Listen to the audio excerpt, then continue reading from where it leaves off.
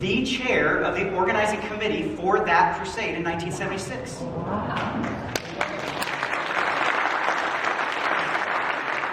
Which led to a great personal encounter that Al and Joy had. Al, tell us about this.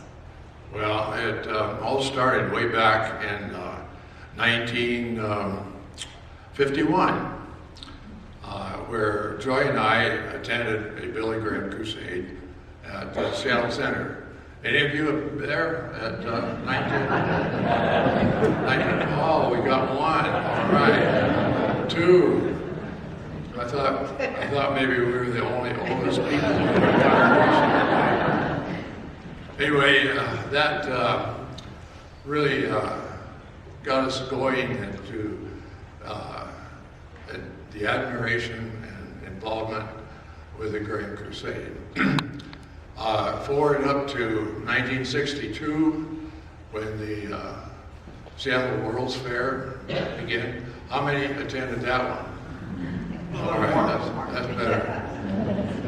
I'm gonna have to bow out on that one. Yeah.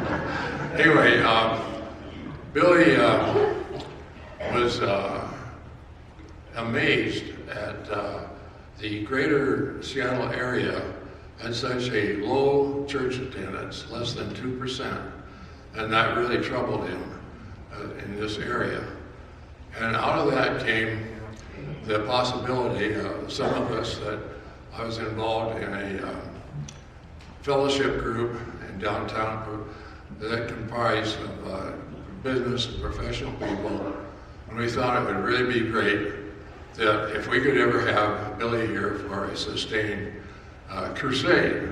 And we knew that the kingdom was going to be happen, and it would be built in 1976.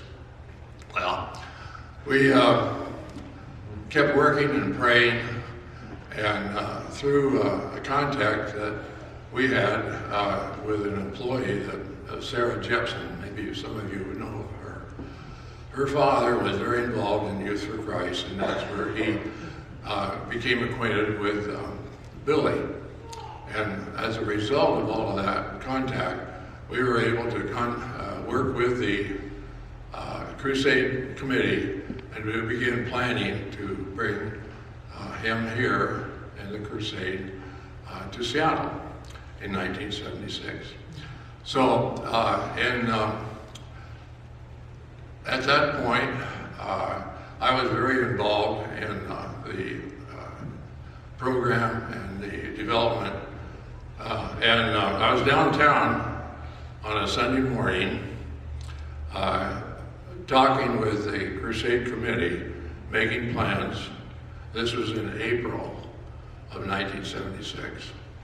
And T.W. Wilson, who was Billy's assistant and confidant, and he made all the arrangements where Billy would go and what he would do.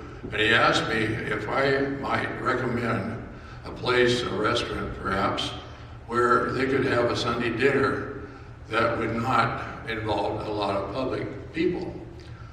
Because obviously when Billy went to a restaurant, he would be, he never got to eat because people would want a signature or a question answered, that type of thing. So I thought a moment, and I said, well, how about, would you like to come to our home for dinner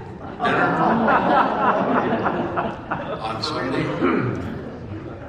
So I called Joy. I said, guess who's coming to dinner?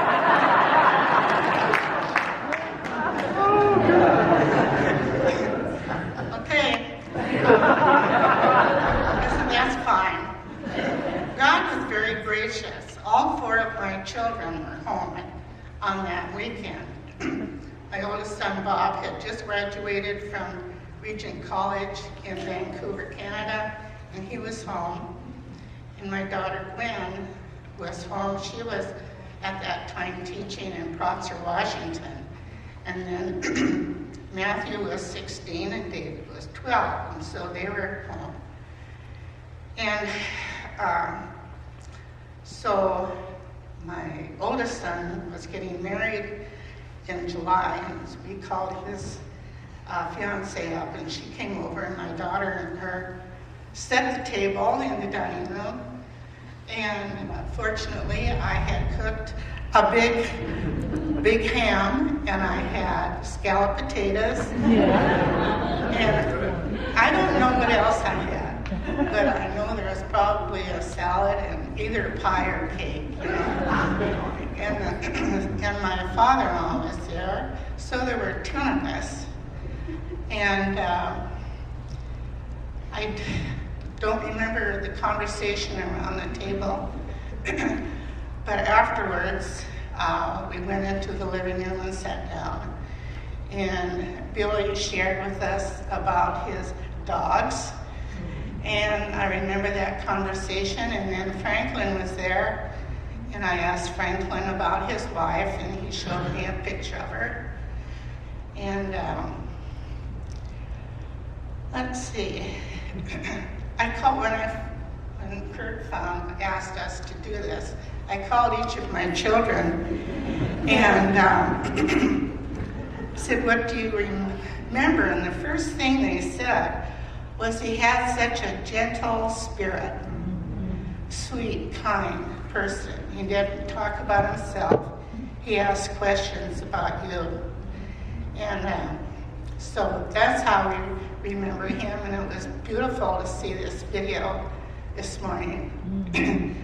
I had the opportunity of singing in the choir when he was here in his campaign, and at the very end, you know, we sing Just As I Am without one plea, and it was wonderful to see all these hundreds of people come forward, and just as Kurt came forward, my youngest son's friend came forward also, and it was a beautiful association and a beautiful memory that we have, and I praise the Lord for it. Okay. Well, that was quite a week, 8 days. The average attendance at the Kingdom was about 57,000, and that was average. And as Kurt mentioned, on Friday night, we had Johnny Cash and his family there, and that was a lot of publicity in the papers about that. And Johnny was asked why he was going to be at the crusade, and he said that he had another gig or place that they were going to perform, but he canceled it because he said, in no way will I compete with the Grand Crusade. So we had that night, according to the fire marshal, said that there could not be more than 74,000 people in the Kingdom. And we had, I think we had at least 20,000 more than that. Because people were lined up in the doors and couldn't get in, so the crusade people decided to open the doors. They flooded in and sat on the turf all around in the Kingdom. And I didn't count them, but I think there was about 20,000 people that were sitting on the turf. So it was a great, great experience. The total was probably just under 500,000 people that attended that crusade. And I think that the average people each night, there were about 2,500 people that came forward to accept the Lord. And one of them was, of course, Kurt, which I was delighted to hear. That was great.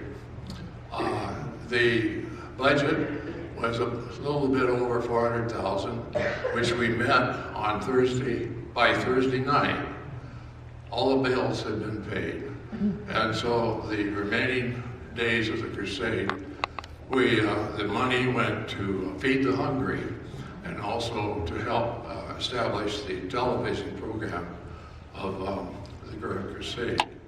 So it was a great week, and as Billy quoted in this, what we just saw, I wanted to share that again. that said, someday you will read and hear that Billy Graham is dead. Don't you believe a word of it. I shall be more alive then than I am now. I will just have changed my address. I will have gone into the presence of God. Amen. That's great. Thank you.